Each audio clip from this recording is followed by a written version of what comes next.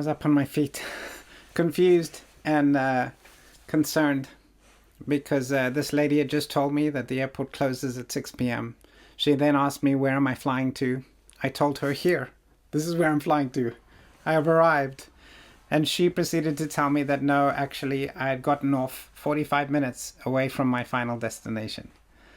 And so now I was in an airport where I was not welcome, and where my friends were not waiting for me because they were traveling to another airport about 6 hours away by car.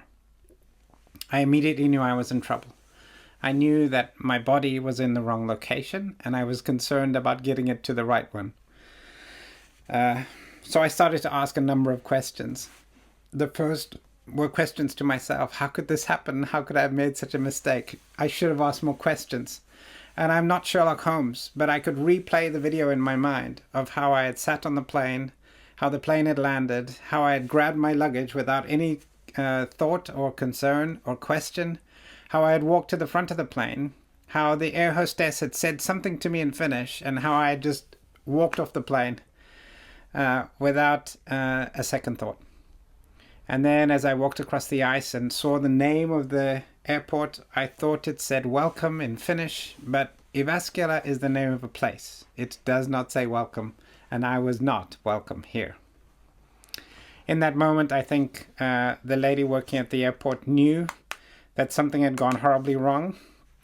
And so she said, listen, I can let you phone your friend. You can deliver the bad news that you've arrived, but actually you've arrived in the wrong airport, and we can figure it out from there.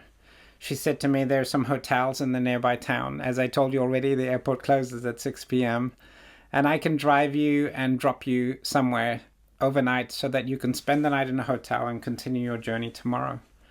The first question I asked her was, are there other planes flying in and out that I could continue my journey? And she said, no, the airport closes at 6 p.m. There are no planes flying tonight. I said to her, is there a train or a bus? She said no, because of the huge amount of snow, all of the public transport is not functioning at this point in time. I then was about to ask her for skis or a snowmobile. I don't know how to ski, but I was ready to learn. Because now I'm in fix-it mode. I have to fix this issue of my body being in the wrong location.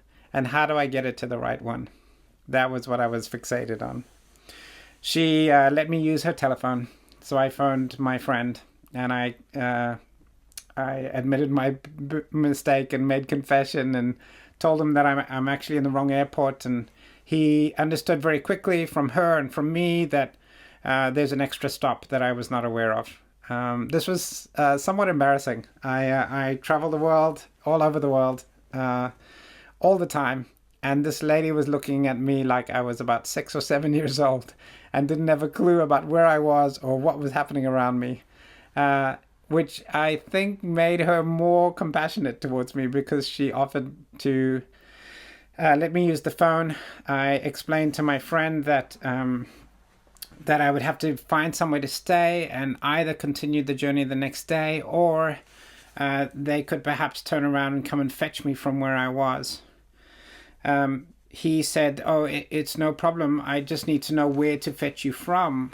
And that brought me back to reality again, because now I knew that the airport closes at 6 p.m. and that means I'm homeless from 6 p.m. And not just homeless, out in the cold in the middle of a blizzard with 6 foot of ice surrounding me. And that didn't sound like fun at all. Then the lady at the airport said, oh, I have an idea. I go past a 24-hour Burger King on the way home. And what I can do is you can help me lock up the airport and close all the windows, and then we can get in my car and I can Uber you to the local Burger King. We can send a Google pin to our location in the Burger King. And when I drop you off, your friends will know where to drive to so that they can pick you up at about midnight tonight, because it'll take about 6 hours for them to get to you. I was so grateful to her and so apologetic to my friend who would have to phone the staff to say, I hope you guys had a restful weekend, because your speaker this week is actually not even in the right airport. He's about 6 hours from you. Would you mind turning around, because he's not in Kokkola, and would you mind driving to Jyväskylä airport to go and pick him up? I'm not sure how that conversation went, but I'm so grateful for those friends who they did decide to turn around on this Sunday evening and drive through the night to come and fetch the speaker who had gotten horribly lost in the wrong airport. So I ended up locking up the airport with this kind lady. She ended up being my Uber to the Burger King. I remember she drove me all the way to the Burger King, and on the way there, I had a couple questions for her. The first was, I said to her, has this happened to many other people? And she said, I've been working at the airport for about 23 years, and no, this is the first time I've ever come across someone in your position. Which, of course, did not bring comfort to my heart. I was hoping she would say, yeah, did you not notice the other 1,000 lost travelers sitting around you? But she didn't say that. So there was a chance that I wasn't the only idiot who'd done this before. And she extinguished the hope of that chance very quickly. And then she drove into the Burger King. And she said to me, listen, I hope the rest of your journey goes way better than the start. And then almost like a mother who's dropping off her kindergartner at preschool, she helped me get my luggage, and she watched me walk from the car and into the Burger King. She tried to park as close to the door as possible so that I wouldn't get somehow lost in the blizzard between the door of her car and the entrance of the Burger King. So I took my little suitcase and I wandered into the Burger King, and now my next concern, apart from gratefulness for that wonderful angel of a lady who saved me from being homeless in Finland, my next concern was how do I transform the concept of fast food into slow food? Because now I walked up to the Burger King counter, and my first awareness is I do not want to be sitting where the Burger King employees can watch me for the next 6 hours, shaking their heads and wondering, does this guy understand the concept of fast food? And so I scanned the restaurant for a back corner in the dark where I could hide for the next 6 hours. And I tried to order the largest meal that I possibly could, because my goal is to make this fast food very, very slow food. So I ordered the meal. I found my booth at the back corner, as far away from any scanning employee's eyes as I possibly could.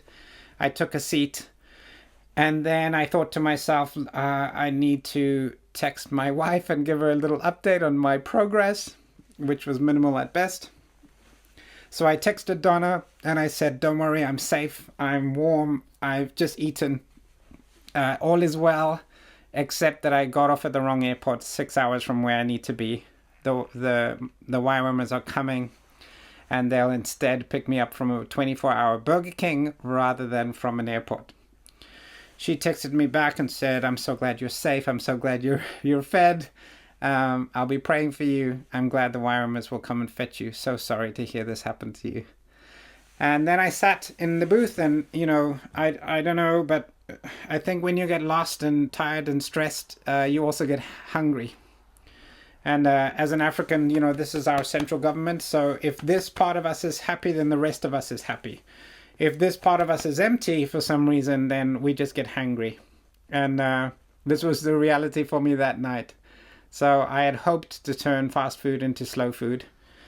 And I made a good job of it. I tried to do kind of a Japanese disassembly. So I took my burger and I separated it into its integral parts, and I kind of separated each part out, and then I cut the lettuce into tiny little squares, and I cut up the bun, and I took off every sesame seed, and I cut up the meat. And I'm hoping that this burger is going to last me at least for an hour or 2 hours. But because of hunger, I basically hoovered it up. I vacuumed the whole thing up in a matter of minutes. And then I sat looking at my plate completely empty, but satisfied that at least my stomach was full. And now I worked out that I had 5.5 hours to kill before my friends walked through the door to deliver me.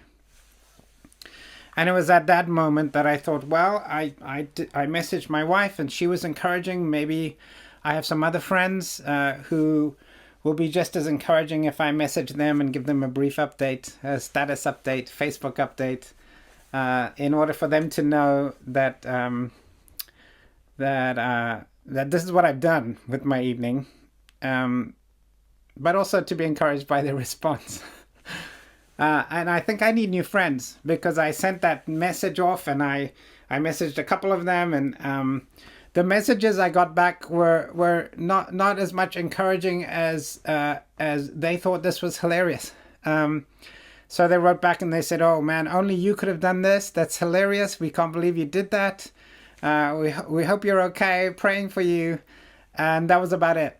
And even to this day, often I'll get my phone will beep and I'll get a little message from a friend, and it'll say something like, "Hey, I'm having an Aleck moment," and it really annoys me because, you know, what it means is, this is like shorthand. Aleck moment means everything has gone wrong. The engine fell off the plane. My luggage has got squashed by an elephant. The pilot has died. I got strip searched at the security. I mean, literally anything that can go wrong, they would say is an Aleck moment. And of course, whenever my phone beeps and I get those kind of messages, I immediately respond and say, "I'm sorry, that is not an Aleck moment unless I am with you. Don't put my name in front of moment. That is a human moment, and you own that moment. That's your name.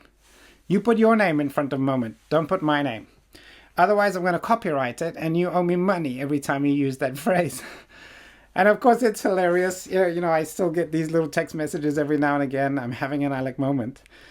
But as I'm sitting there in the Burger King, I'm recalling many other times where I felt the love and grace of God in the midst of my broken humanity, my limitation, and also my giftedness.